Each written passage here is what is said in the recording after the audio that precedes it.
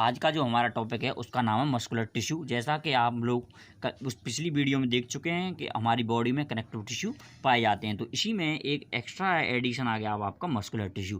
तो दोस्तों ये भी बहुत इंपॉर्टेंट टिश्यू है, इसके बारे में एग्जाम में पक्का पूछा जाता है, क्योंकि ये मस्कुलर टिश्यू है, ये हमारी बॉडी में किस प्रकार से मूवमेंट होते हैं। हमारी बॉडी जैसे कि कोई भी हमारे पैर हैं, हाथ हैं, वो किस प्रकार से चल पाते हैं, हमारा हार्ट है किस प्रकार से पंप करता है। तो इस प्रकार के जो सारे मूवमेंट हैं बॉडी के, ये मस्कुलर टिश्यू के द्वारा ही करे जाते हैं। तो जैसा कि आप यहाँ पर देख भी सकते हो, यहाँ क्लियर लिखा हुआ है मस्कुलर टिश्यू में क्या होते हैं। पहला हम जानते हैं, यहाँ पर शुरुआत करते हैं कि मस्कुलर टिश्यू की सेल्स कैसी होती हैं, उनकी शेप कैसी होती है, उनमें कितने न्यूक्लियस रहते हैं, उनकी सेल्स में ब्रांच होती है या नहीं, इसके बारे में हमको जानना है। तो आप मस्कुलर टिश्यू में मुख्य रूप से ये देखोगे कि इसकी सेल्स होती हैं इलोंगेटेड सेल्स। इलोंगेटेड का मतलब होता है आपकी इस प्रकार से थोड़ा लंबी लंबी सेल मिलेंगी। इलोंगेटेड जिसकी लंबाई ज़्यादा हो और जो है कि ये मोटाई इसकी कम हो, ठीक है। इसके बाद इनको हम मसल्स फाइबर भी बोलते हैं। देखो इसके दो नाम हो गए इन सेल्स के, मसल्स फाइबर है या मस्कुलर सेल्स भी हो सकते हैं। और यही टिश्यू होता है वो हमारी बॉडी में जो है कि मूवमेंट के लिए रेस्पॉन्सिबल होता है। इस टिश्यू का नाम क्या है? Muscular tissue. आप इसको ध्यान रखिएगा कौन सा टिश्यू जो है कि हमारी बॉडी में मूवमेंट के लिए रेस्पॉन्सिबल होता है, वो होता है मस्कुलर टिश्यू। इतना ही नहीं बल्कि आपने देखा होगा कि जो ये मूवमेंट बॉडी में होता है ये किसकी वजह से होता है। मूवमेंट में इसमें जो ये मसल सेल्स हैं, जैसे कि ये आप यहाँ पर दिख रही है, ये मसल सेल्स है, इसमें एक स्पेशल प्रोटीन होती है। आपको उसका ध्यान रखिएगा कि जो जैसे कोई मसल मूव कर पा रही है तो ये किसकी वजह से कर पा रही है, इसमें एक स्पेशल प्रोटीन है और उस प्रोटीन का नाम है कॉन्ट्रैक्टाइल प्रोटीन।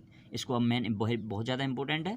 कॉन्ट्रैक्टाइल प्रोटीन की वजह से ही हमारी मसल्स हैं वो जो है कि मूव कर पाती हैं। इसके अलावा आपने ये भी देखा होगा कि कुछ जैसे कि आप देखोगे कि हम अपने हाथ को अपनी इच्छा से चला सकते हैं, लेकिन कुछ काम है जैसे कि हमारा हार्ट है, वो हार्ट अपने आप पंपिंग करता रहता है।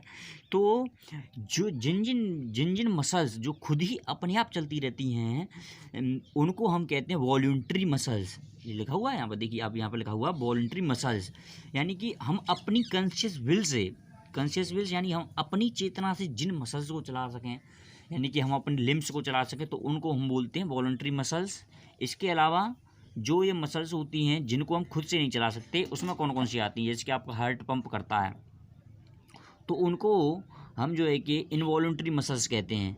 जो हमारा हार्ट है, जिनको हम देखो यहाँ पे भी लिखा हुआ है द मूवमेंट ऑफ फूड, जैसे कि हमारे जो है कि पेट की आंतों में जो फूड का मूवमेंट होता है, कॉन्ट्रैक्शन होता है, रिलैक्शन। कॉन्ट्रैक्शन माने किसी भी चीज़ का सिकुड़ जाना और रिलैक्सेशन उसका दोबारा से उसी पोजीशन में वापस आ जाना।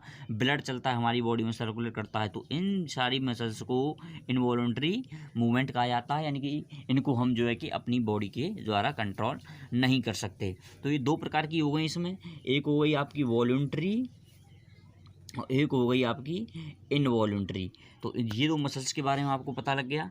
इसके अलावा इसके बारे में दोनों के फीचर्स के बारे में हमें और भी देखना है। तो इसमें सबसे पहले हम वॉलंटरी मसल्स पढ़ रहे थे। वॉलंटरी मसल्स जिससे हमारी बॉडी का मूवमेंट हो रहा था, जो बॉडी का जो मूवमेंट होता है वो हमारी मसल्स होती हैं। इसके बाद इन्हीं को हम जो है कि स्केलेटल मसल्स भी कहलाती हैं। स्केलेटल मसल्स को हम इसलिए बोलते हैं क्योंकि ये हमारी बॉडी की स्केलेटस के साथ जुड़ी हुई रहती हैं, जो हमारे बॉडी मूवमेंट में हेल्प करती हैं। इसके अलावा यदि आपको इसमें एक ही इम्पोर्टेंट ये वाली हमारी, देखो ये आप देख रहे हो, ये आपकी जो है कि बॉडी की मसल्स है।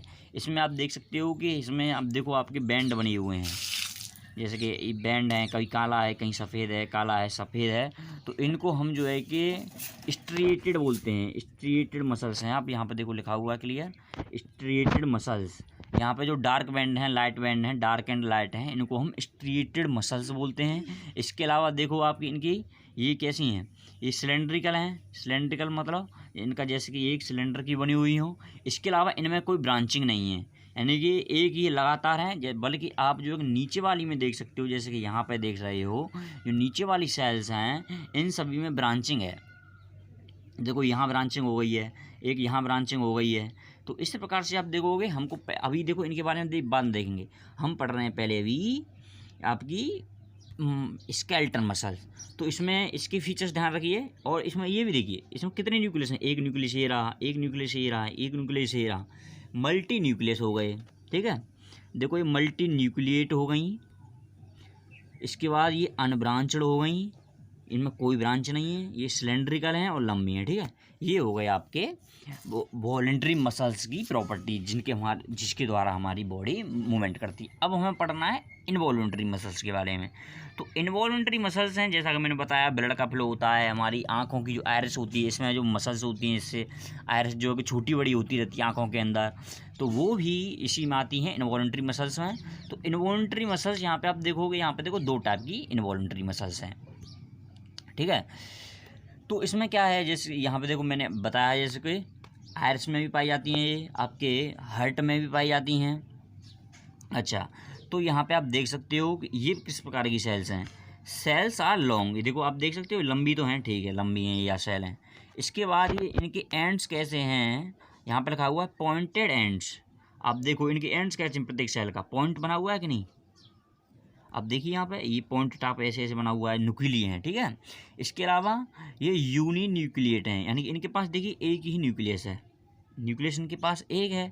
इसके अलावा इनके पास कोई, जैसे मैंने पिछले बताया था, डार्क बैंड है, लाइट है, डार्क है, लाइट है, ऊपर दिख रहा था ऊपर वाली में, इसमें कोई स्ट्रिएटेड नहीं है, यानी कि ये कैसी हो गई, अनस्ट्रिएटेड मसल्स हो गई, ठीक है।